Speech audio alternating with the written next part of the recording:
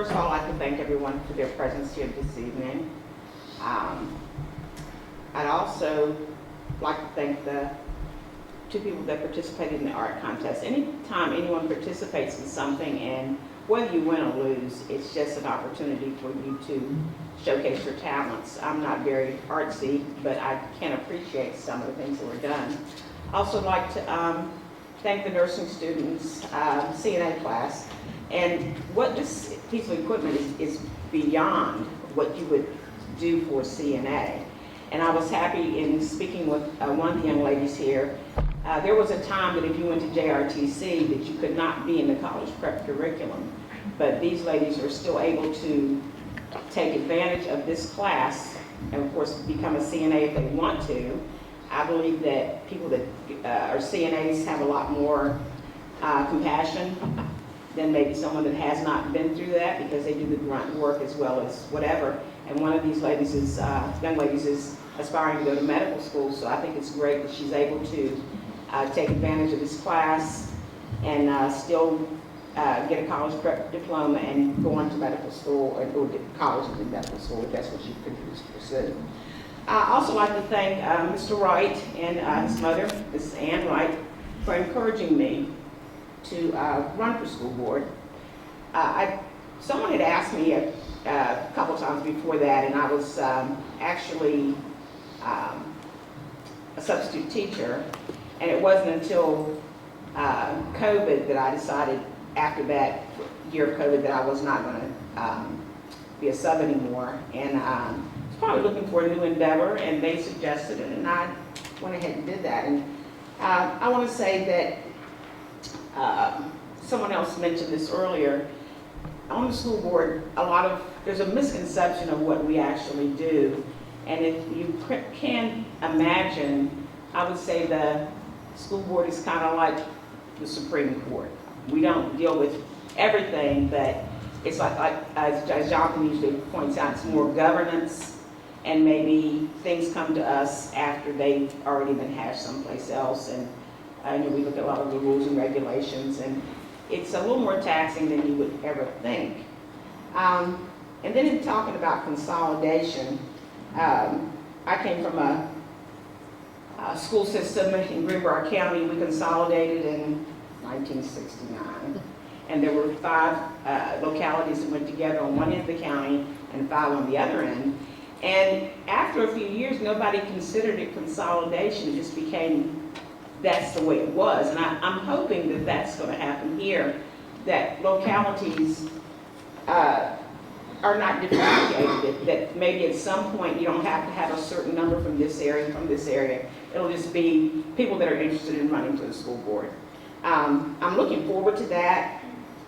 And there's times that we look too much to the past, and there's a quote, and I keep this close to me. It says, "The windshield is bigger than the rearview mirror for a reason, because what's in front of you is so much more important than what's behind you."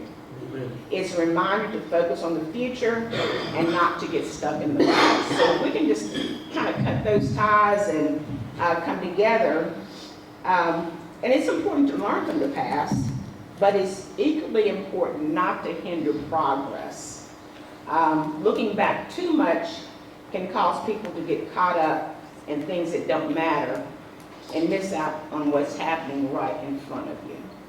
I'm looking forward to increased curriculum for the school systems, and just so that you got to remember the focus is for the students. It's not for the government or for, I'm not even saying for the parents. It's for the students, and as long as we focus on what's good for our students, then we will be successful. Thank you. Thank you, Marie. Thank you. All right. You were supposed to say something mean so I don't get emotional.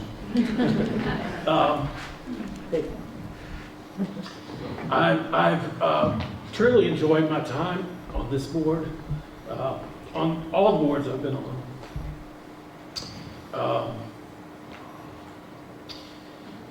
All right, we'll start out by congratulating the football team. We had the best football season ever. because of these folks. The volleyball team, they did fantastic. We've done a lot of good work. Everybody on this board, Ms. Fitzpatrick, you weren't supposed to tell anybody. I called you up to tell you to run for the school board. But what we needed was good people, and that's what we are. And everybody on this board is in it for the right reasons, and that's why we're successful. You know, I don't think I've been on this board as long as this plaque says, but I'll take it. I think you had an extra year on that. But, in dog years, I've been on here for 77 years, I believe. And sometimes it feels like that. And I saw a picture yesterday, and it was like 8 years ago, and I didn't have any gray hair. I remember Mr. Eric, his face, his beard was so black, too dark that he put Just for Men in it. He swore to me that he didn't. But consolidation has taken a lot out of us, and Mr. Franson and I were the county reps, and we were on there for a long time. We took our licks.